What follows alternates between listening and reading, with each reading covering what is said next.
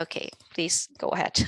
Okay, so welcome everyone. This webinar series on gender equality informatics has been organized by Informatics Europe in collaboration with UGAIN, which is a cross-action focusing exactly on this specific subject, and Informatics Europe is one of the members of UGAIN.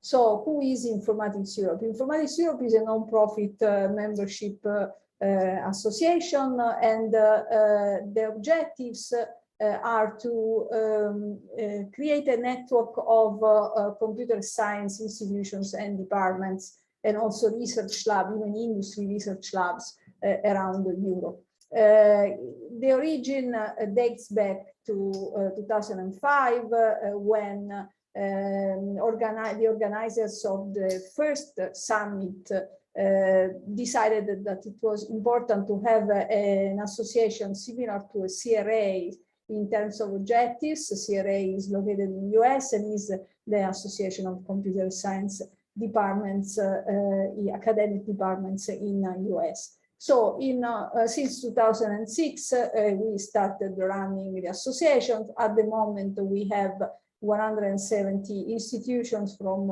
33 countries in Europe. And what do we do? Essentially, we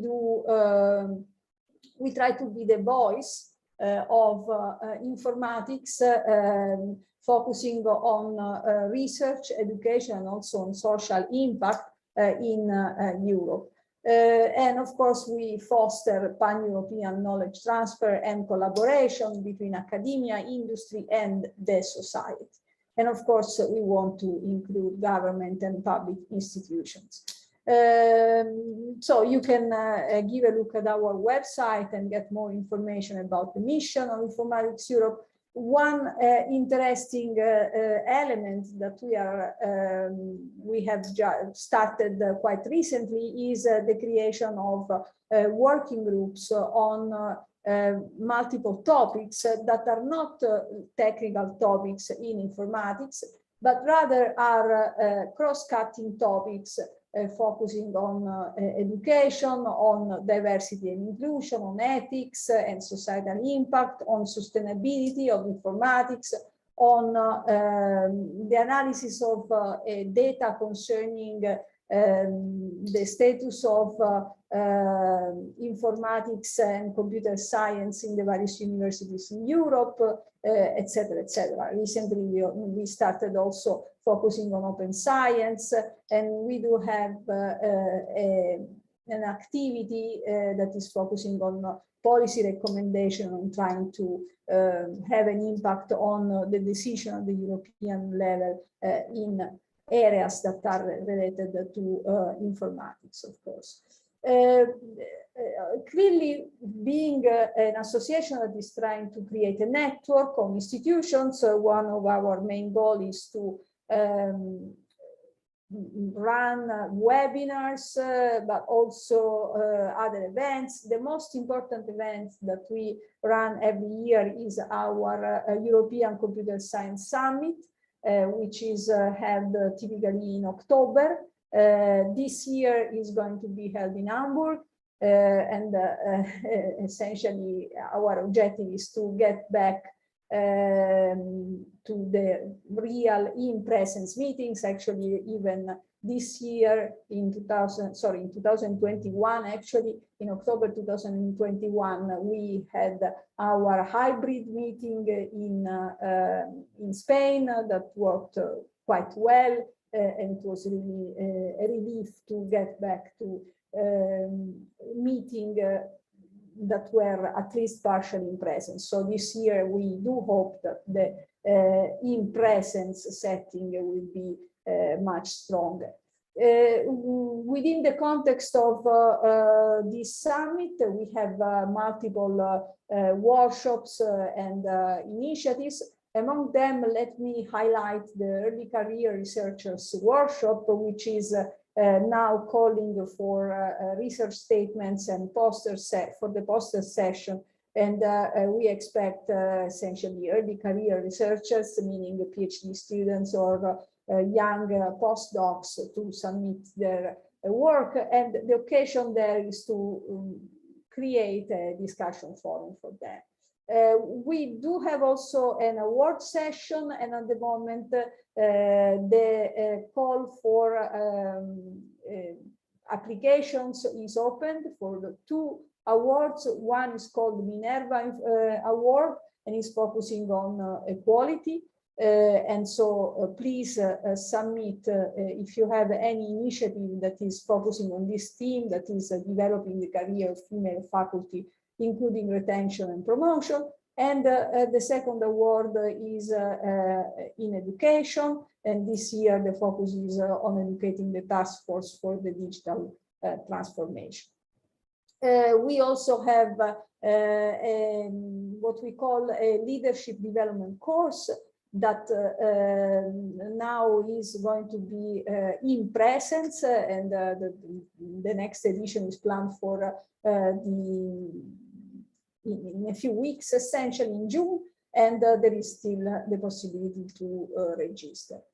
As I mentioned, of course, Informatics Europe is part of UGAIN, and UGAIN is a cost action that is including a lot of partners from all over Europe, and I'm sure that Bara will tell you much more than I can on this cost action. So let me just very briefly introduce our speaker that I'm sure you know. Bara from Masaryk University in Czech Republic, and she's also the co-founder of Czechitas, and she's going to present today the story of Czechitas and as a way to increase the role of diversity in technology and technological subjects. So thank you very much, Bara, for accepting and giving us this speech. And please, the floor is yours. Let me just stop sharing. Thank you very much. Thank you very much for a nice introduction. Hello, everybody. Within my talk, you can actually use chat. I will be following chat if you had any questions. Also, maybe I will share with you something over chat if there was some resource that you will be interested in. So good afternoon, everybody. It is a great pleasure to be here with you, sharing some of the lessons learned on the topic of increasing role of diversity in tech and the story of Czechitas. So as already mentioned, I'm coming from 2 different perspectives, like meeting together. One is my research path, and one is a non-profit organization called Czechitas that we have started in Czech Republic. And we started with the idea to bring tech closer to girls and girls closer to tech. But what started as a very simple idea has actually evolved into like a major organization and also major social change in the Czech Republic. Besides that, we also try to understand what we did right so that we can replicate those examples in other countries. And that is the connection to EUGAIN as a network where we are trying to share best practices within Europe, within 38 countries that are involved in this network. So to start the talk, basically, I will come from that kind of like research perspective of mine, because that's a context where I came to understand how the landscape of research and technology is changing nowadays and how we actually really need more diversity. So I will use this as a motivation, and then I will bring in the picture of Czechitas and tell you more about the organization. And within all the talk, I will be trying to engage some lessons learned, some interesting insights. So hopefully it will be interesting for all of you. If you have any questions, please just feel free to ask anytime in the chat, or then wait to the final Q&As, which we will have at the end of the session.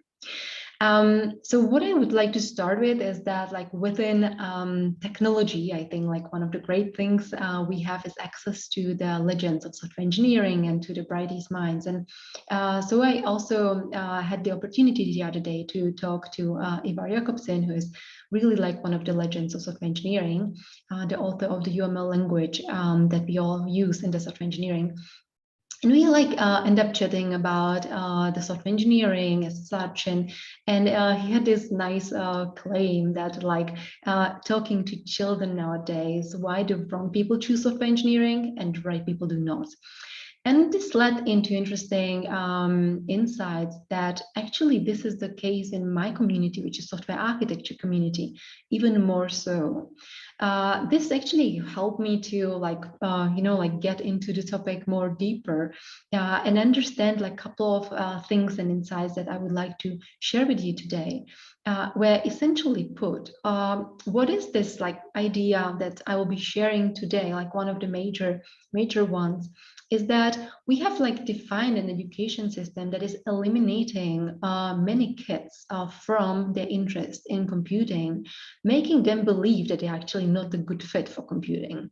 And that is something that I would like to kind of like explain a little better over the talk, because if you would ask me like, what is the one thing we can change to get more diversity in technology and to engage more girls in technology, then I would say like they are already interested. The thing is that we are typically making them believe that they are not a good fit. So to introduce myself a little further, so I'm coming from the research perspective, I'm coming from the software architecture community. So that's my community. And I would say that in software architecture, we see a big changes in the way how we perceive what is really relevant and important to help us shape a better future and better world with digitalization and technology. And there we see how diversity is becoming really essential if we should continue delivering great and high quality software. So I will tell you a little bit more about that. I will actually start the talk with that context. Like my role is co-funding and governing member of Czechitas. That's the organization that has been mentioned. So Czechitas is a non-profit organization. We started in 2014, and by now it is like a huge organization already with over 1,000 of volunteers teaching technology mainly to women and other underprivileged groups, such as groups who do not have so much access to computing. So I will share more about that. And also like within Czechitas, what we do is that we run some studies. So I want to share with you findings of some studies on like what is it really that makes girls to steer away from computing and what we can do differently so that we keep them interested, because essentially as little children they are interested. So like what is the reason to get them like sneak away from computing and what we can do to change that. And then my other context is having a role of Vice Dean for Industrial Cooperation at the Faculty of Informatics, Masaryk University. So first to say, like Faculty of Informatics is the Informatics Europe member. So we are involved in this way. And now this role of advising for industrial cooperation is giving me an excellent opportunity to actually spend time with people in industry.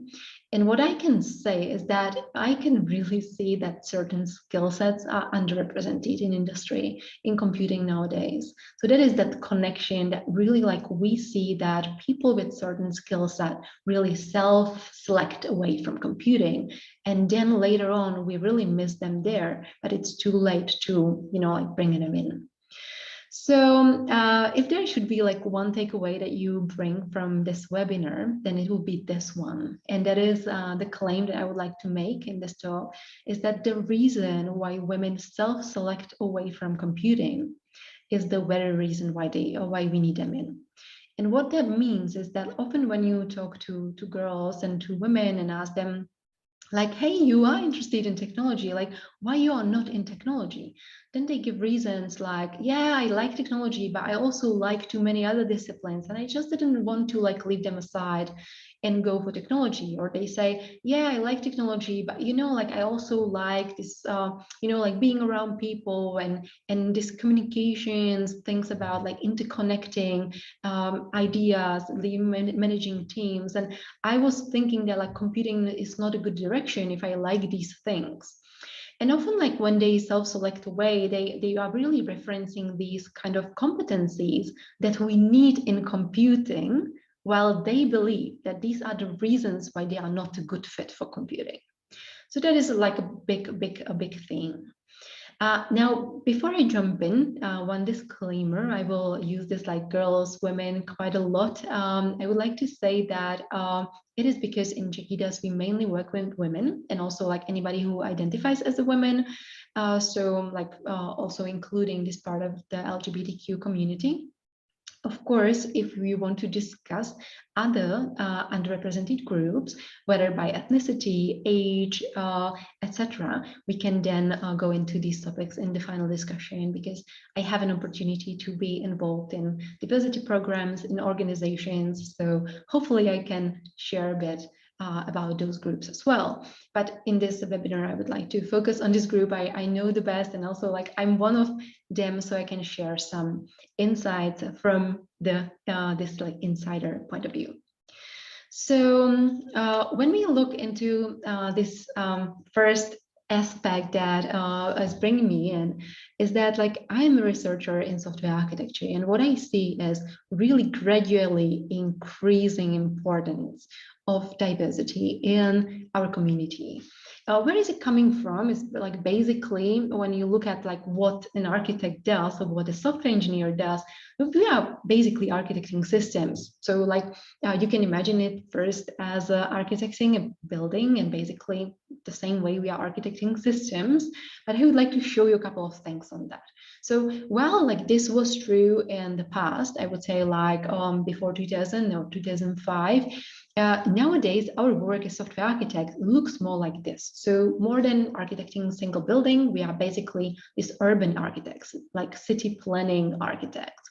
Because the same way as in a city, you are designing a city structure based on the quality of living of people in the system, in the city, the same way software architecture nowadays is really changing to designing systems with this like quality of living in the system in mind. So basically, when we are speaking about architecture, we are no longer speaking about structure, but rather about those aspects that make the system be secure, be reliable, be performing well, be usable, etc.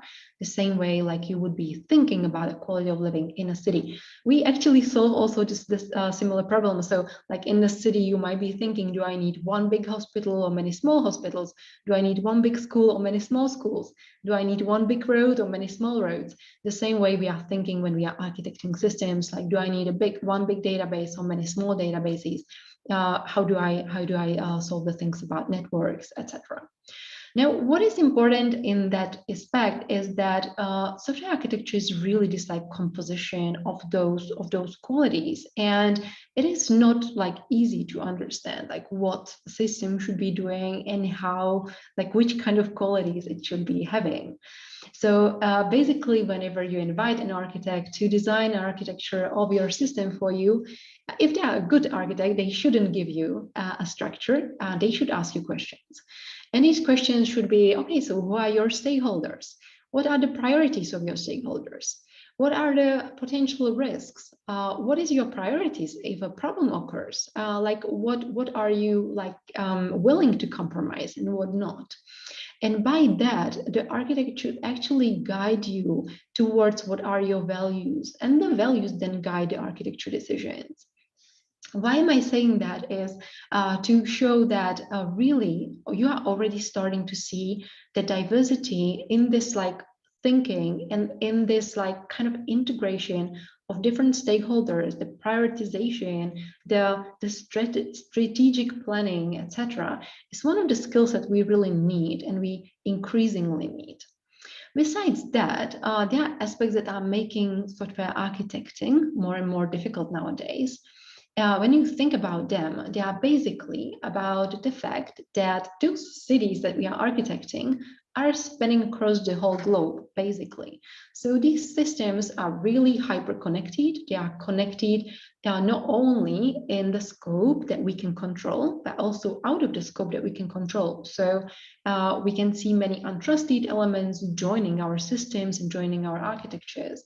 and systems, and also actually the physical and cyber worlds merging together. So while in the past you could say, okay, if there is a problem, then still like we can shut the system down and nothing bad happens. Like nowadays, it's actually like you can really have systems connected to those software systems that can actually even harm human beings. So we are now thinking about autonomous driving cars. These all systems will be interconnected altogether. So when you think about like how the work of a software architect changed from the past to the future, one of the changes is that you really need to make the systems that are dependable, that are secure, that are reliable, while you are protecting the system against the threats that are not existing yet. And that's a major thing, because if you build an architecture, you are building for the future. Like we do not change architecture every day. The same way with the city or with the buildings, pretty hard to do. So when you are making those decisions, you are making them actually with this like picture in mind that, okay, I need to protect this system against problems that are not existing yet, and nobody knows which these problems are.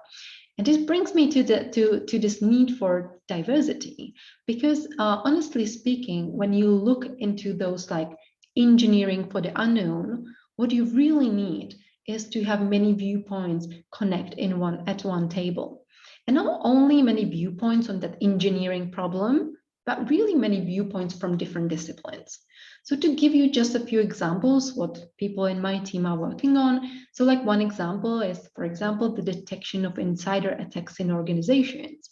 Because nowadays, when you look into these attack vectors, or how people can actually get into your system and do harm, then the most critical and the most like hard to protect against problem is when people are actually your employees and they have access to the organization. So when you do this kind of research, you really need to understand psychology and sociology, like how people act, and be able to like analyze and understand processes ongoing for like half a year, somebody opening the door in the system and preparing the attack. Another student of mine is working on forensic ready software systems.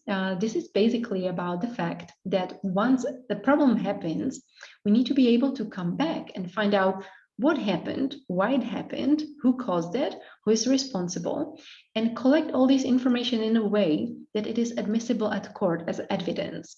So you need lawyers who help you basically in this research. You need people from, again, like psychology, sociology. You need people who are good in infrastructures and designing these solutions, or how to log the information, how to protect the information that is logged, etc.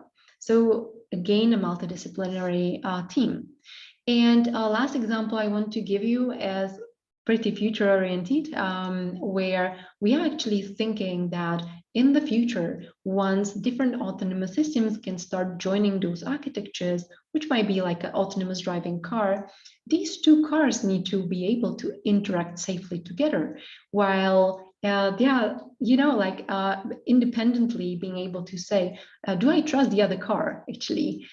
Is that car hiding some malicious intent and wants to like maximize harm by breaking into a city and maybe injuring somebody? So again, like in this like building trust in those autonomous ecosystems, we need people understanding sociology and psychology, but also understanding these infrastructures, understanding automotive and how these things work. What is the takeaway from this short start into the topic is that we really need an extensive mindset stretch.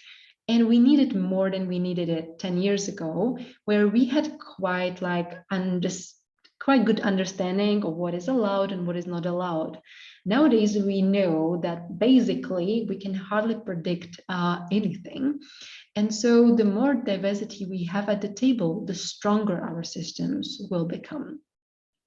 Now, when you look into like who we have in the domain nowadays, or who we have among software architects or software engineers, then you can make your guess, like from the communities you know around you. Like, is it more like multidisciplinary people, or is it more like target-oriented single disciplinary people? And when you think, I think like now, like each of us could draw their like distribution, like what your community or what your understanding is. I must say from what like people who I work with, it's mostly the single disciplinary people.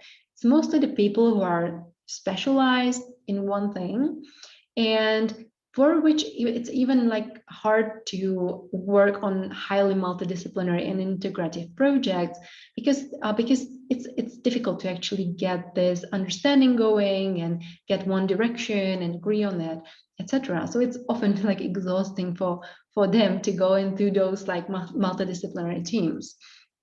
I don't know if you have similar experience. From like when you look like how this actually is happening, it's very, very intuitive and clear, because we are creating a funnel through the education system where early on, when we actually give the children the kind of like taste and feel of what computing is, we present a very narrow taste of computing. And what we choose for those schools in the primary and secondary grade is that thing where you actually need to be single disciplinary to stay motivated to debug this one single assignment again and again and again and again, and not really ask, why am I doing that? Because otherwise you would just slack off and not come back to the classroom again. So we are presenting children with a kind of education that is making them believe that this is what technology is, this is what digital world is. And so they think, okay, if I'm not really interested in this, like, you know, like a single assignment and debugging it again and again, maybe I'm not good fit for computing. So often these children who are more like multidisciplinary, who like multiple things, who like besides technology, also languages and arts and biology and history, etc. When they find themselves in the classroom, they naturally first don't feel so successful in that assignment we are giving them. So they find it so compelling and interesting to actually continue. And second, they have those other choices that they can turn to. So if I'm interested in, programming, math, biology, languages, arts, and I see, hey, somebody encouraged me towards biology and there is this great teacher who is encouraging me to go in that direction. Like for me, it's just like one or the other. It doesn't really matter. And it's easy for me to go in a different direction. So we often at that phase lose those kids who are multidisciplinary, who are more like, oriented towards these things. And then we actually get a cohort of kids that only get smaller and smaller and smaller with time. Those people who are different and like slack off at the beginning in their school, what happens is they actually never or typically regain that connection to computing. And that is something that we see in Czechitas again and again. We work with women who actually say, hey, I liked programming when I was a little girl. I liked it so much. And now I regret that I didn't stay with it. But now it's too late. I think it's like no chance that I could actually come back and reestablish that connection, because technology is running ahead so fast that I don't really think that it's possible for me to still kind of like come back and join the direction again. So I would say that when we like look into this, like losing many kids, it is really for many of them, it's that the way in which we present computing to them is not matching their talents and their skills. Now, what I mean with that, so when you look into what do you see like on this bottom line, so basically you see this like target and perspective. I'd like to explain this a little bit. So what we see is that people who are rather multidisciplinary have tendencies to use like perspective-oriented problem solving, while people who are rather like single disciplinary nowadays will have a higher tendency to use the target-oriented problem solving. Now, what it is, so imagine that you have like a very complex problem. This very complex problem, like, it's too hard to just look at it and solve it. So you need an approach to solve it. Now, what I would like to say is, irrespective of the approach you use to solve it, you are the same way competent to solve it. It's just about you are using different tools, you are using different approach to solve the problem. Now, this is something that is quite important to say, because people think, yeah, you are this one, you are that, so you are better or worse in solving something. What we see is that different talents just give us different tools, not different ability to solve a difficult problem. However, what we see is that there are differences in those like tools being more naturally used by girls than more naturally used by boys, and I will explain these two. So target-oriented problem solving means that when you get a big assignment, like big problem to solve, you naturally start decomposing it into sub-problems. So you create these sub-problems and then you start solving them one by one. This is great for people who are then seeing results, right? So you have kind of like a linear progress, because you get first subset solved, then the second subproblem solved, third subproblem solved, etc. The perspective-oriented problem solving is more natural to people who actually can move on solving this like sub-problem without understanding the whole landscape. So what is more natural to them? And I'm one example of the problem of the perspective problem solver. I need to map my map first. I need to understand all the factors that come into the solution. And it's actually until I understand and map this like problem space, I'm not able to move forward and give you solution to one subproblem. I just need the like big mapping first.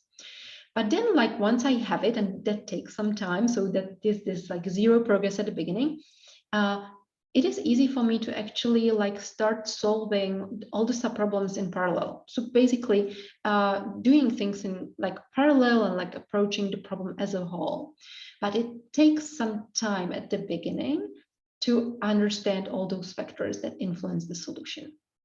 Now I mentioned that these like tendencies are slightly gender correlated.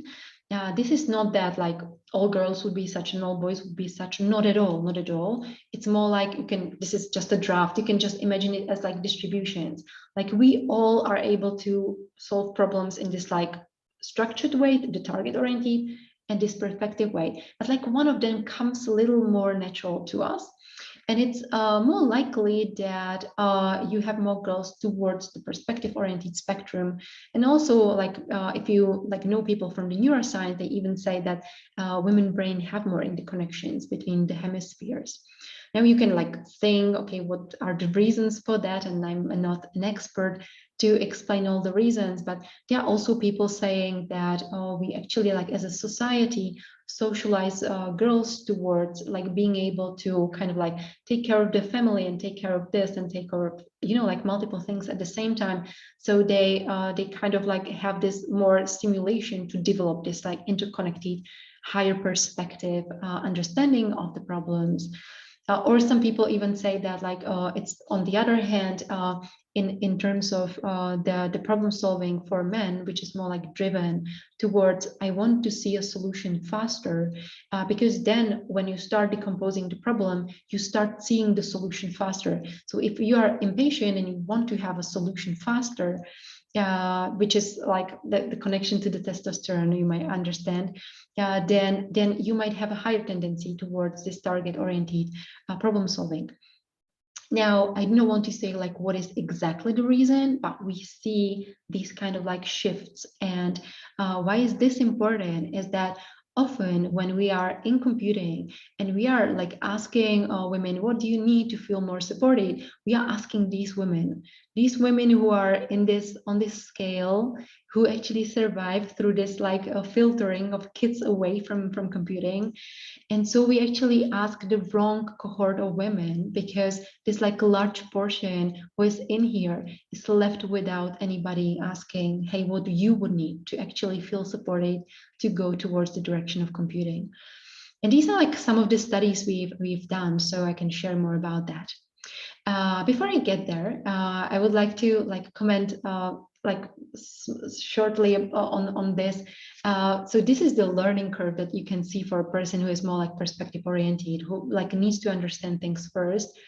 And what happens at schools is when teachers see somebody making no progress for some time, then actually the teacher also disengages this kid from the computing and from further learning. So we actually wrote some papers also on this, like how to create safe environment for these novice learners who really need more time at the beginning. And this needing more time is not about like being weaker. It's just about like having different approach, like needing different support. And this will actually be compensating with time. So that is something I can say from my own perspective. It took me a lot of time to actually get my understanding of computing as a whole, but now it's super easy for me to do a research that is really combining multiple discipline and do it like fast and efficient and reach results that can be like, yeah, pretty, I would say like high expertise. Now, one aspect that comes from the point of view of like understanding also one aspect about the genders is that what makes it more difficult for girls often to really resist and stay on the curve and stay till the end is this aspect of perfection versus bravery. I don't know if you know the book Brave, Not Perfect. It's a great book, recommended. It is saying that we often, in many societies, socialize girls for perfection and boys for bravery. And then when we see like a coding assignment, then it's a bravery task. It just fails and you need to try again, and it fails and you try again and fails and try again. Well, if you are really like more perfectionist, this is like difficult because if you don't get it right on the first try, it is very likely that you might disengage and again like move away from computing. Now, one thing that is here like as a takeaway is that to me the dark side of biases that we tend to judge people's potential based on how their talent spectrum matches the talent spectrum of the already successful ones. So if we now see many people in computing who have certain skill set, then for the people who have a different skill set, it will be very hard to get there because anybody is comparing their skill set with those who are now in computing and those who are successful, and will say, hey, you're not a good fit. And nobody considers this landscape change that I was presenting with the software architecture. So while we see that we need different skill set now and for the future, we are still basically judging people's potential to be successful based on a situation 20 years ago, because it was 20 years ago when those people who are now the most successful entered the field. So we are doing this mistake, comparing people for the future to our past 20 years ago, and judging that, hey, like I think you won't be really successful. So this is like a vicious cycle, right? So one thing to do is like, if you are that more perspective-oriented person and you remember how you struggled through this education to get where you are, like start being more visible and encouraging people, including parents of girls and girls themselves, to see that actually this talent is making you successful nowadays.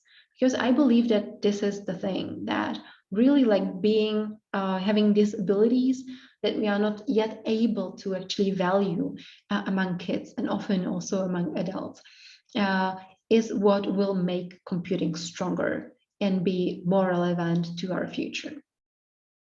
Now, we have did a study to understand these aspects better. And what we did is to design a study to actually evaluate approach to two personas.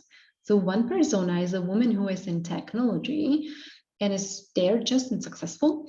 And one is a woman who would like to be in tech, but is not there, which actually means that she had this interest somewhere in the past, but kind of like get away from computing and now would like to reestablish that connection. We created these personas. We collected 139 responses, actually a third of it from Czech Republic, third of it from Germany, and third was coming from the rest of the world. And we were trying to compare these two personas and try to understand, okay, so like, how did it happen that somebody who would like to be in technology is not? And when did it happen along some time scale? We also like published this in IEEE software journal. So if you were interested to read a study, you can find it in the chat. Now, this aspect are something that we call leaky pipeline.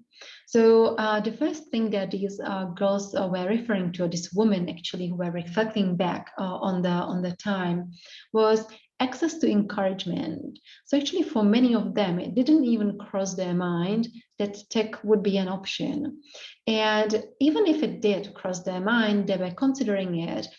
They were rather about to follow the directions to which somebody actively encouraged them. And that is, by the way, something that I even see when we think about here at the university, a girl studying a PhD, when there is an active encouragement, hi, why don't you try to consider a PhD? This active encouragement plays a huge role. The second one is the stereotypes, and that one was surprising for us. So we were thinking that those girls themselves had some stereotypes about technology, that they didn't really find it interesting. But what the study showed is that it wasn't really their own stereotypes, but the stereotypes of their family and friends who wanted the best for them and wanted to protect them from a direction which they didn't imagine as a happy direction for their little girl. So basically, like this shows the importance of working with mothers, mainly, who are the first role models for their little girls. If the mother has this approach, hey, if you're interested about asking something about computing, just ask your dad, like computing is not for me. She's giving her the first, like understanding, okay, maybe it's not for me as well.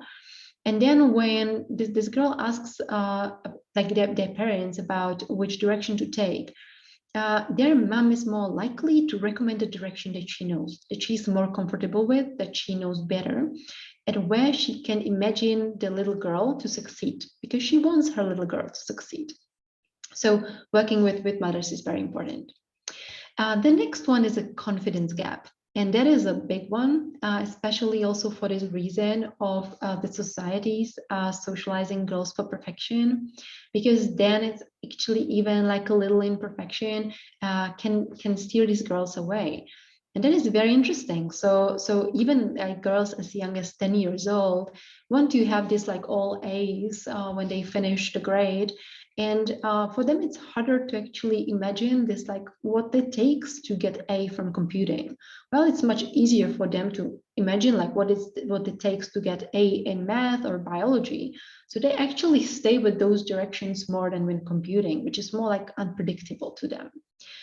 And then also like confidence about like if you have a different skill set, if you are more multidisciplinary and you compare yourself with your peers, first of all, those peers often started earlier with computing, and that is true for anybody who is like more like targeted towards computing only, that they start very early. So it's hard to actually compare yourself with them.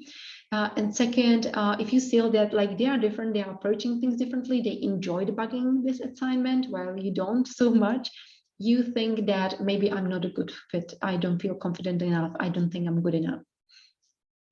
Then for those who actually got over it, another thing that hit was the sense of belonging and finding themselves in a classroom filled mostly by boys. And then the last one, which was, I would say, maybe the most interesting, is really feeling valued. And this feeling valued is connected to the skill set. Because if I have more like multidisciplinary skill set, and I see that I'm only valued for this computing segment of it, then I will never really feel that I'm good enough. And for the feeling valued, we also had an interesting input from those women who are in computing and who are target oriented and more technical. And what they were saying is that they feel tired of proving everybody wrong. So this is very interesting that actually, if you think about what are the good tools to support women in computing, you should consider that there are actually two camps. Those women who are more like, I call it in a simplified way, with stereotypical skill set and non-stereotypical skill set. For those who are more stereotypical, more skill set similar to other people in computing and men in computing, typically feel tired of proving everybody wrong because there is this credibility gap that we see in computing in genders. For those who have non-stereotypical skill sets, so they are more, I would say, like oriented into these multidisciplinary approaches, combining technology with human-oriented disciplines. those feel like second-class citizen often, because for those people who are in the computing, they often have this like kind of like distinction of like true computing and there's like other. And this is very sad, because then many of those people actually feel not really valued. They are trying to mimic the competencies of the majority group and try to like kind of like hide away those talents that are in the multidisciplinary direction, and then everybody is losing. So to like share the insights from the Czechitas. So in the Czech Republic, we decided to do something about the situation.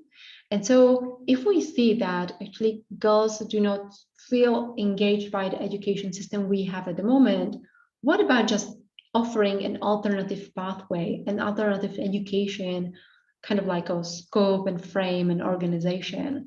And that is what we did with Czechitas in 2014, where we started organizing first some coding classes. This is actually the motivation also. When you look at how hard it is to find a person for a vacancy in computing, then the Czech Republic is actually the worst in Europe. It's the hardest actually in Czech Republic to find a person to fill a vacancy in computing. While at the same time, the representation of women in computing in Czech Republic is the worst in Europe. At the same time, so we see that there is a lot of potential in engaging more women in technology. So we took away this point and decided to do something about it. So we started organizing the different coding camps for girls and for our friends back then, and started growing this into activities for not only girls, but also children, to actually change this funnel that is happening in schools. But in the end, like landing mostly with courses for young women who are about to either graduate university or who graduated university or who have very small children and are in that stage of regretting that they actually didn't pursue computing because they feel that now it's too late to come back to that decision because everybody's already far ahead in their skills. And so we organize these courses where we are trying to bring them back to computing, and we see amazing results. What we actually see that while in the ICT profession, you see that women make their representation is still very low. We are seeing a change in the society as a whole.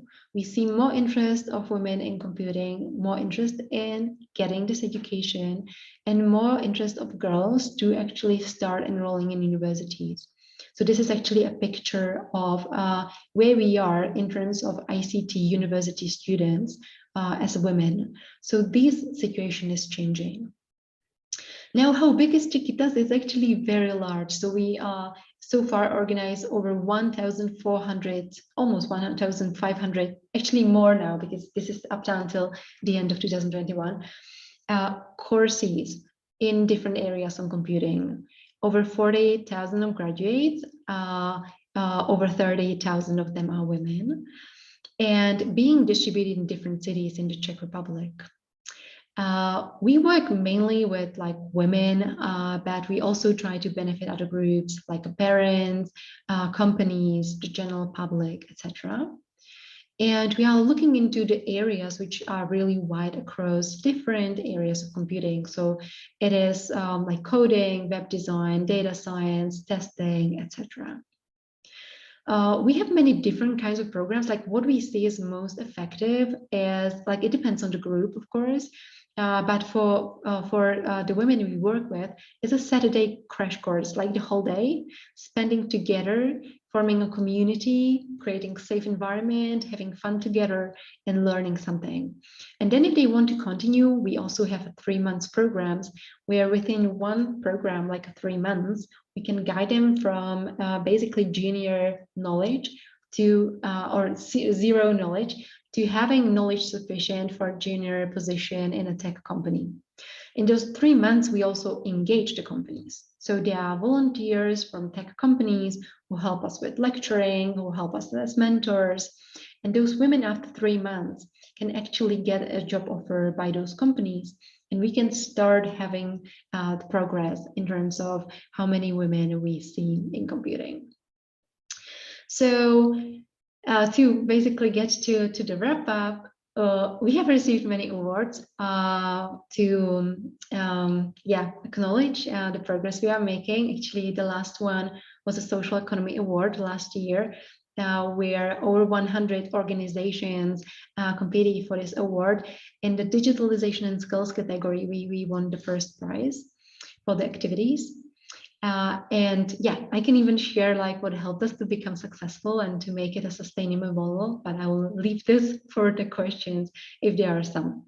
So with that, I'm coming to the end. We are happy to actually share any kind of experience and lessons learned with anybody.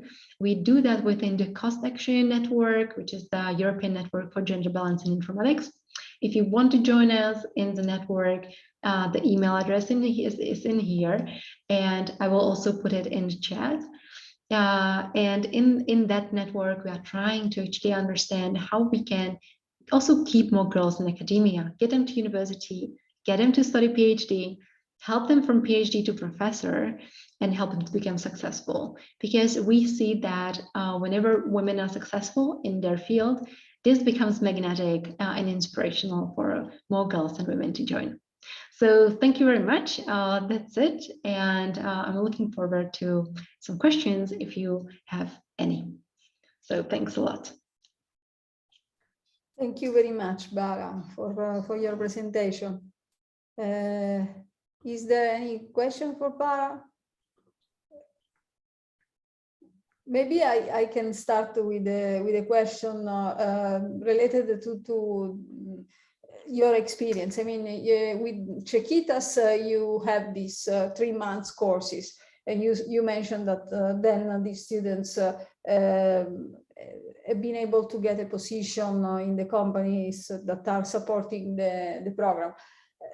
Do they also get back to university to get, let's say, a higher level diploma or not?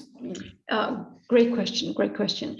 So basically, this depends on the age of the participants in those programs. So we have some participants who are very young, and those then go to university. So we have those cases. But we among those programs, what is, I would say, like the age group among which this is the most popular, mothers with young children. And those actually, like for them, it would be logistically very difficult to now start university. While what is, however, very, very useful and very valuable is that they often usually are graduates of university in different field. So what they bring to those companies is combination of this newly acquired technological skill set, plus the skill set that they graduated from. And that is super valuable. So these are like, these can be like women who did, for example, sociology, plus they did 3 months of computing, and now they start working as data scientists, but they do data science from this perspective of an expert in sociology, which is amazing. So I would say that for those who graduate from this 3 months program, they seek for like a different kind of like a profile that they fit in the company than like graduates from the university. They are bringing something different, but also valuable. And I would say even more valuable because they are bringing something that is typically missing in the company. Yeah, for sure. In data science, these interdisciplinary is certainly a winning factor, I guess. Yeah, and by the way, like just to give you some perspective of those programs, like in which directions they are most popular. So data science is one example of this 3 months program that is very popular and giving very good results. One is front-end web development. And for front-end web development, it's typically like understanding the UX design, and again, understanding psychology and being able to do user research. being able to actually do the design elements. There again, like a person who is coming and graduated from a different university can be very, very useful. And over time, they actually like improve their JavaScript and React.js and databases and all these skill sets that they learned at elementary level in the course. They have time to work further on it and improve it. And then another one is testing, where you can actually get the testing expertise in 3 months. And then when you are doing it, actually in the job, you can keep on learning coding, keep on learning and improving in those like other areas of computing. So you have time there. It typically is the thing that they need the first step towards technology and this like basic career. And then they continue learning, but they are already in there. So it's easier for them to grow. Great. So there are various questions in the chat. I can read them, or yeah. Alina, if you want to ask your question, maybe you can unmute and just ask the question. Yeah, sure. Hi, everybody. Hi, Var. Thanks so much again. Nice to see you again. We met before in the Young Researchers workshop. Oh, wonderful. It's nice to be invited again. Yeah, my questions are, they're probably too detailed for this webinar, but if not, if yes, feel free to ignore. If not, it would be great to hear some insights. So some of the practical implementations in case you know, I'm not sure if you are teaching any of the courses at Czechitas, but if you do, or if you hear about the experiences, how has it been done in terms of, for instance, you know, research shows that it's great to split novice learners by experience. For instance, some people might bring certain experience. So that's about the splitting the class. How did it physically work? Has it been done at the start of the course, or etc.? And also the personalization techniques such as, for instance, focusing on inexperienced learners, or maybe adjusting the course module on the go.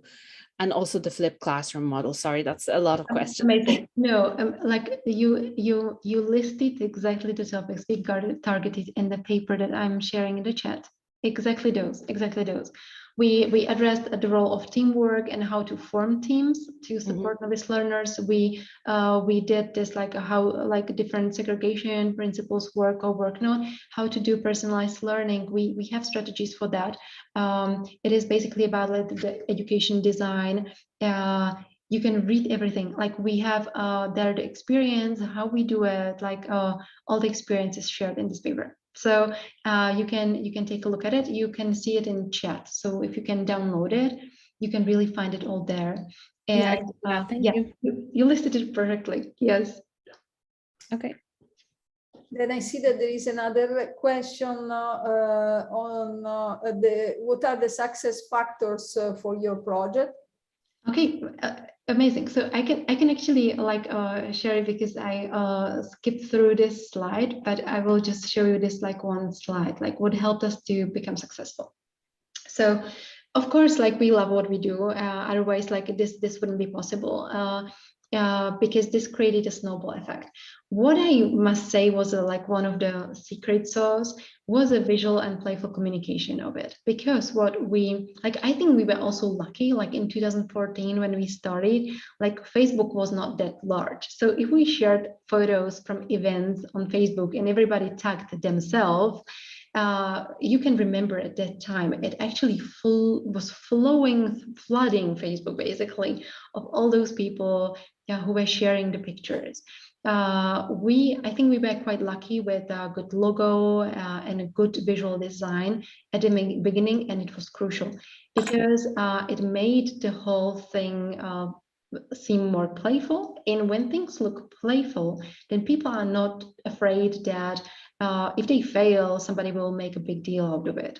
So they are not afraid to actually give it a try. And then what is important is that this word of mouth. So one person who attends, if they can invite another person to join, you know, like to really like have this like snowball effect. Now we created community, so that is like a big one, but it's quite, I think, understandable that this is a community. So we do community events. We do coding clubs where people just meet and code together. We do different hackathons. We create community. We have this community. We have like a system where people, interact with each other and can help each other when somebody has problems with learning. We have different like places where people can just meet and help each other learn. So we create community. Then it's definitely this like safe environment, and it's not just by words. Like if you tell somebody it's safe to make mistake, they still might not be ready to make mistakes and be public about it. So this is about really having even like somebody in the classroom being open about making a mistake, and like opening up that it is okay to laugh about it together. So that was very important to create this kind of atmosphere. Then creating stories. So we publish on the Facebook, and we also have a blog. So on the blog, we publish stories of like a career change and life change, and we are trying to promote these stories. It's nowadays like big hundreds of women who completely changed their career. Like the last story was about a woman who was just managing a restaurant. She was managing a restaurant. She didn't have any education, and now she is in tech. And these stories are just so inspirational. Then a sustainable financial model, that's the difficult one. We are now having almost 100 employees, so it's a huge budget that we need to secure every year.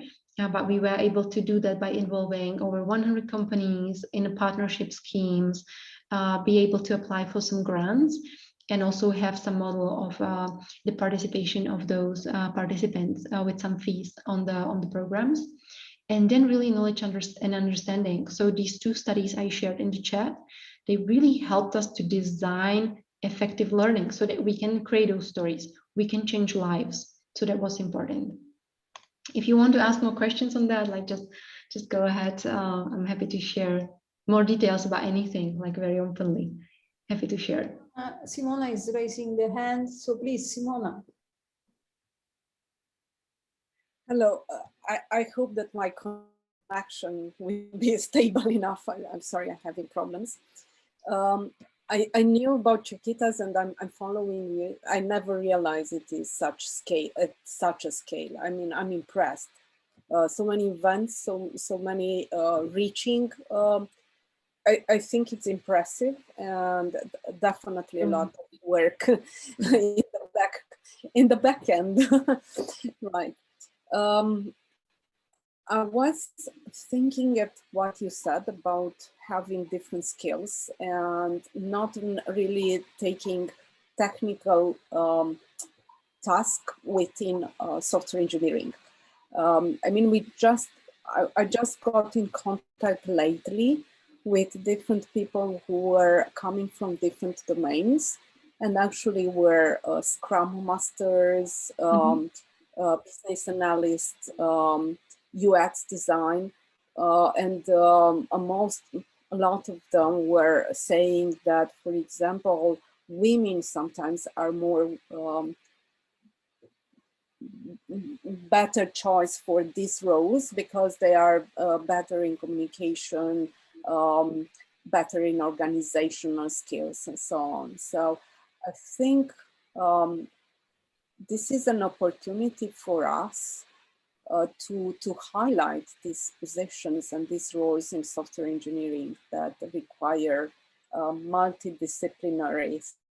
So in the second part of the image that you show us. So that will be an interesting path to follow to see how we can attract women who have dedicated skills for other tasks, right? And if we refer to the city, we need the trees, we need the sustainability of the city. Yeah, indeed, Which exactly. really is not the big buildings, not just the buildings. Exactly. Right? And I want to say that like if you really like ask me like what is the one thing we can do to really engage more girls in computing, I would say let's start really giving credit to those further competencies we need in computing, because we need them. Like when you look at, for example, like when somebody says, yeah, I'm just a UX designer, you know, like there is this like implicit that's like just like a words, and you know, like this first class citizen, lower position, right? Yes, and this is so sad, because I mean, like when you look at like what sells a system, really, like there are studies that are saying what sells a product, and it is like the first thing that buyers consider is a relationship. Like what kind of relationship they feel to the company, to the product. That is the first thing that the buyer considers when they are choosing a product. The second is the appearance of the product, honestly, like that's the second. And the third is functionality. So that is like the studies show that really like it is really important. Like if you want to have a strong product, to be able as a community to have interconnection with the whole society, as a company, to really like be interconnected with the society, not to be your ivory tower. The second is important to really like invest into connection with the user. So have excellent experts on how to build connection with the user within the application. And it's, of course, the functionality is crucial as well. But why should we say that UX designer is a lower class, you know, like team member, and the backend developer is a higher class team member? That makes no sense at all. Like they are both equally important. And if we have like 100 of backend developers and 3 designers, then even more so. So I think we should start really appreciating what is important, and those skills are super important in building high quality products. So let's start giving them the credit for the contributions they are making in technology. We need those contributions. It's not just, you know, like easier, because it's not. Like take a backend developer to do a UX design. It's not easy. It's very complex, and you need great expertise for that. But this is like, yeah, it's much more right. So in terms of backend, it does sometimes routines, but in terms of the front end, it's sometimes a much more creative job.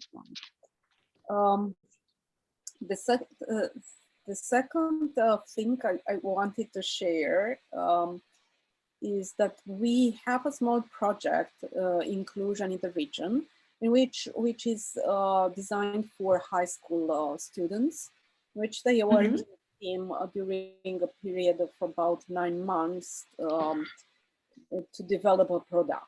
They have a mentor from participating companies and so on. So the program is entitled Discover Your Passion for IT, but I have I'm involved in the project, and I have known several students, especially girls, who said, this was a very good program for me, because I realized that I don't like programming and that I don't like to make a career in coding. However, I like very much, for example, of presenting, right? The presentation skills. So this is, again, something, or the business part of it, right? So it was involved with how to monetize their product and so on. So I think this is a very good thing to early discover, because dropouts will be lower in this case. So yeah, again, the same problem of identifying the satellites which software engineering is needing, and software architecture. And you know, like what, I'm also like, when I'm trying to like motivate people towards this line of thinking, like what will be important skill sets for the future, then I also do one thing.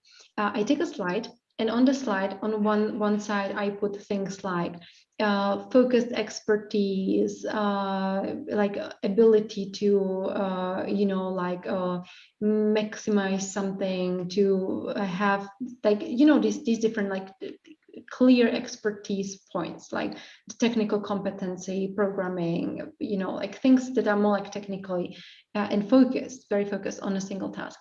And then on other, I put like this more like communication skill set, ability to like compare, choose, to involve stakeholders, etc. And then I ask them, like, what do they see on one side and the other? And they typically think of actually like more male, more female competencies. But what I say, no, that's not what I try to say. What I'm trying to say is that on this first side, you see things that are easy to automate. And on the second side, you see things that are not easy to automate. That means on the first side, there are things that will be of less value in the future because robots can do them. On the other side, there are things that robots can't really do, and those will be of more value in the future. And this often also like motivate girls who find themselves on this other end of the slide, and then think, okay, that's good actually. So I can bring in things that you know, because also when you think about like who will be the best competence for the future, it's people who actually like enjoy technology, so they can engage these automated like PCs, but can integrate them together, you know, like can really strategically choose which one to use. And it's more about this like perspective and integration. So that is also like a good approach, maybe for those who are more like perspective oriented. And I mean, like, don't get me wrong, it's not only girls. There are many boys that we are leaving away by having this narrative of like computing being equal to coding. I think we are losing so many talented boys who are perspective oriented as well, and we are losing them too. So yeah. By the way, I now put like a thing in the chat for Ital, because I just saw in the end this question about some insights and recommendations on this gender intelligence. So there is a book. I just put the book in the chat, which is about using gender intelligence in leadership. It is leadership, but like you can find there many things about like coming from neuroscience, etc., like where you can learn like many interesting facts.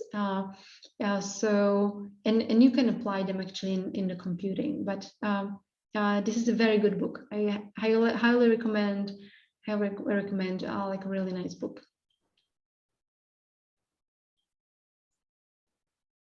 Thanks for the recommendation. Yeah, perfect. Okay, so I think we covered the questions. Yeah, there was a question, yeah, about slides. I can actually put you the slide. I can put the slides in the chat as well, so that you can have it already now. So it is now coming. It is a bigger file, so yeah, but it should be there. So you can download the slides from the chat. And Kit Van will make them available on the website. So maybe, yeah, maybe Kit Van, you can also download it already now from the chat, so that we do not need to exchange an email there and back. Yes, I will do it after. I will do it afterwards. Yes, perfect. Thank you. Okay, so are there other questions? If not, thank you very much, Bara, for this presentation. It has been very insightful. And well, congratulations also for this experience, and good luck. Thank you very much. Thank you very much. It was great spending this time with you. Thanks. Thank you everyone for attending this workshop, this webinar. There will be a recording that will be made available to all registered participants in probably a couple of days, and then will be posted on YouTube in 1 month, so that can be accessible to everyone. Okay, thank you all, and have a good night. Bye-bye. Thank you very much. Bye. Bye.